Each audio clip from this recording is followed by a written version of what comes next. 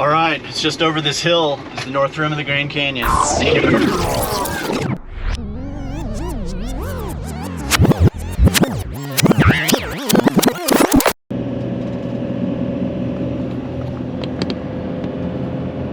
Right on the side of 89A, there's these place called the Cliff Dwellers Lodge, and there's these really cool boulders everywhere, and some of them have old houses that are built into them that are in kind of varying states of decay, but they're still really neat to see.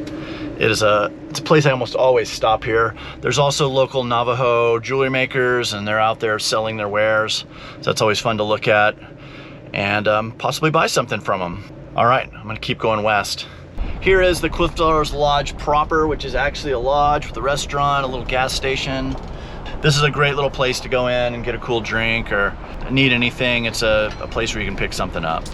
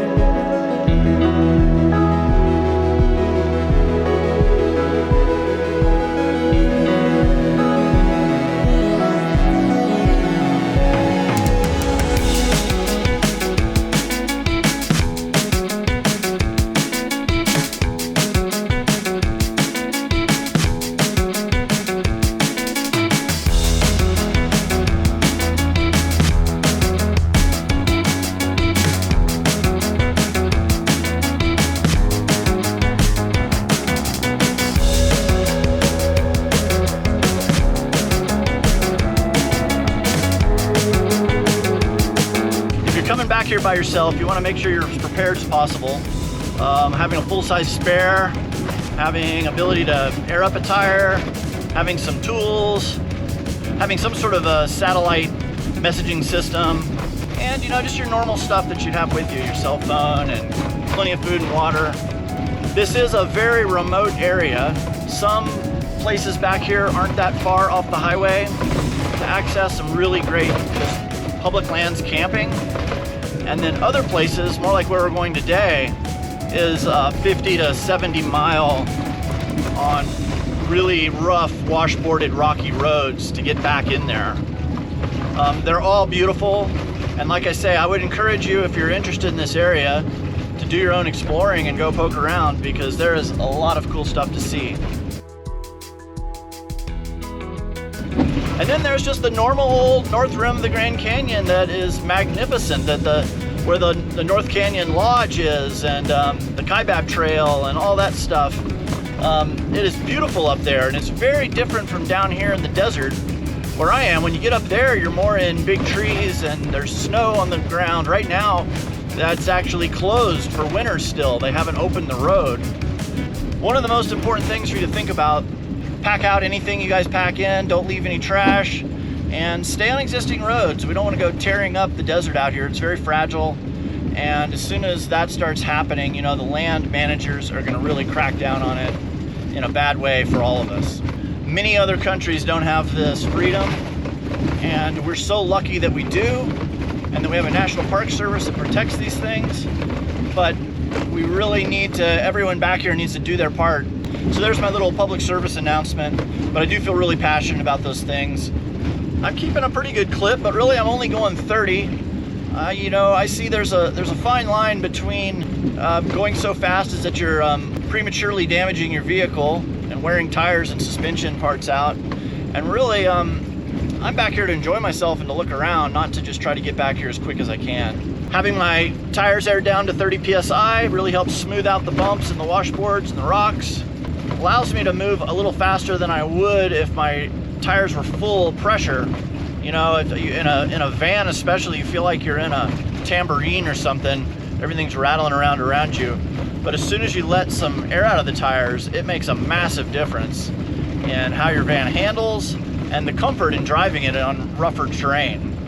So there's many ways to experience the Grand Canyon. You can see it from the rim, from one of the most popular, you know, viewing points there on the south rim. You can go to the north rim, which is far less popular, but just as spectacular, I think maybe even more. Then you can go down the river on a raft trip or a kayak trip, and that's a whole nother way to see the river where everything looks completely different. Or you can do like what I'm doing today, and you can 4x4 back into some of these really remote areas of the Grand Canyon and get to look over the rim in places where most people never will. All right, it's just over this hill, the north rim of the Grand Canyon. There's that moment where you first see it. It always kind of takes your breath away. It is gorgeous. This is probably my new favorite spot down here. Now, I'm not going to tell you where these spots are because I want you guys to do your homework. I want you to have the adventure of discovering this stuff. I'll tell you this, it's on the north rim of the Grand Canyon. That probably doesn't help much because this is a huge place. But I think with a little digging around, a little looking on Google Earth, looking on OnXoffroad is a really great one, and you will find plenty of places to go check out, and really all of them here are beautiful. Can you see this behind me? Ah, feels good to be at the Grand Canyon. Tucker and I are going to chill here on the rim of the canyon for a little bit and watch the last light. Thanks for watching. If you guys would please hit like and subscribe and hit the little bell. That'll notify you when I have a new video out. That helps us immensely. I'm so stoked you guys are here along for the ride. Hope this inspires you to get out on your own adventures, and I hope our paths cross and we see you somewhere over the horizon.